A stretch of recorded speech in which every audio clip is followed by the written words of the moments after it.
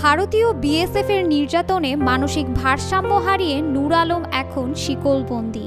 আর 10টা মানুষের মতো নূর আলমেরও ছিল সুস্থ স্বাভাবিক জীবন। পাথর উত্তোলনের সময় একদিন ভারতীয় সীমান্তরক্ষী বাহিনী তাকে তুলে নিয়ে যায়। বাদে রাখবার 7 বছর হলো। আমাকে মারছে, মানুষের মাইক্রো ইঞ্জুর মাইক্রোলা ভাঙেছে আর কি, মানুষের কথাবার্তা না শুনে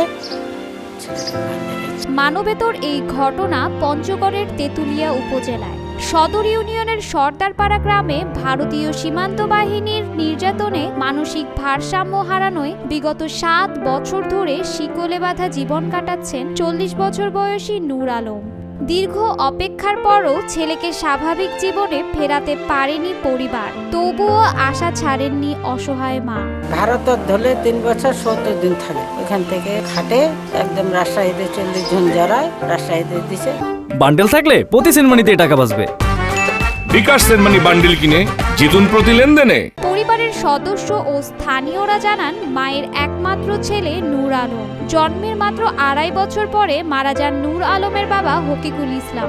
এরপর থেকে সংসারের হাল ধরতে হয় মা নূর নেহারকে। দিনমজুরি করে অনেক কষ্টে সংসার চালান তিনি। এর মধ্যেই আবার ছেলের এই করুণ দশা। আগে পাথর তুলতো, পাথর তোলার পরে ইউনিয়ন বিএসি উনাকে ধরে নিয়ে গেছিল। উনাকে ধরে নিয়ে গিয়ে অনেক নির্যাতন করার পরে উনি এই পাগলটা।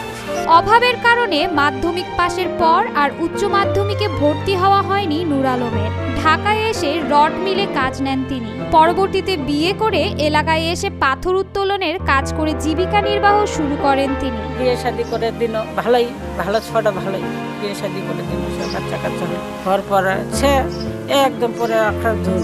তেঁতুলিয়ার সীমান্ত নদী মহানন্দায় একদিন পাথর উত্তোলন করার সময় বর্ডারের কাছে যাওয়ায় ভারতের সীমান্তরক্ষী বাহিনী বিএসএফ ধরে নিয়ে যায় তাকে। এরপর তার উপর চলে বিএসএফ এর নির্যাতন। ভারতের জেলে 3 বছর 70 দিন থাকার পর রাজশাহী দিয়ে ফেরত দেওয়া হয় তাকে। বাড়িতে ফেরার পর থেকেই অস্বাভাবিক আচরণ শুরু করেন তিনি। গেটের সামনে যায়, ছটাক সালে ওই বিএসি ধরল, ধরে এনে মারপিট।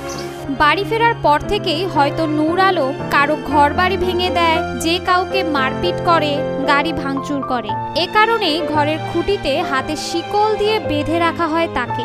এভাবেই কেটে গেছে 7 বছর। তবুও অবস্থার কোনো উন্নতি হয়নি তার।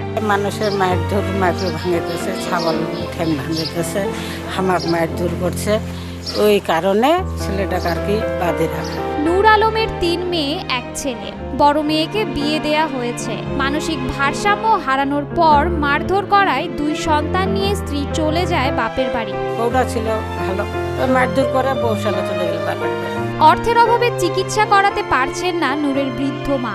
ছেলের এই অবস্থা নিয়ে কথা বলতে বলতে চোখের কণা দিয়ে ঝরছে জল। তবুও মায়ের আশা একদিন সুস্থ হয়ে পরিবারের দায়িত্ব নেবে ছেলে নূর আলম। আমরা তো গরিব মানুষ, চিকিৎসা বাবদ করবা পারিনি। প্রতিবেশী তারিকুল ইসলাম বলেন, নূর আর আমি একই বয়সী, একসাথে চলেছি, কাজ করেছি। তবে ভারতের জেল থেকে ফিরে আস্তে আস্তে পাগলে পরিণত হলো সে। তরিকুল ইসলামের আশা, চিকিৎসা করতে পারলে হয়তো নূর আলম আগের জীবনে ফিরে আসবে। খুব ভালো ছিল, কাজকর্ম সবকিছুই করতো। হঠাৎ করে একদিন ভারতে চলে যায়, পাশে তারগাটা পার হয়ে। তখন বিএসি ধরে নিয়ে তখন 1-1.5 বছর ছিল ভারতে। নূর আলমের মা নূর নেহার গরু ছাগল যা ছিল সবকিছু বিক্রি করে ছেলের চিকিৎসা করিয়েছেন। এখন কেবল বাবার দেওয়া ভিটেমাটিটাই তার সম্বল। তার দাবি, বিএসএফ ছেলেকে মাত্রাতিরিক্ত নির্যাতন করার ফলে পাগল হয়ে গেছে সে।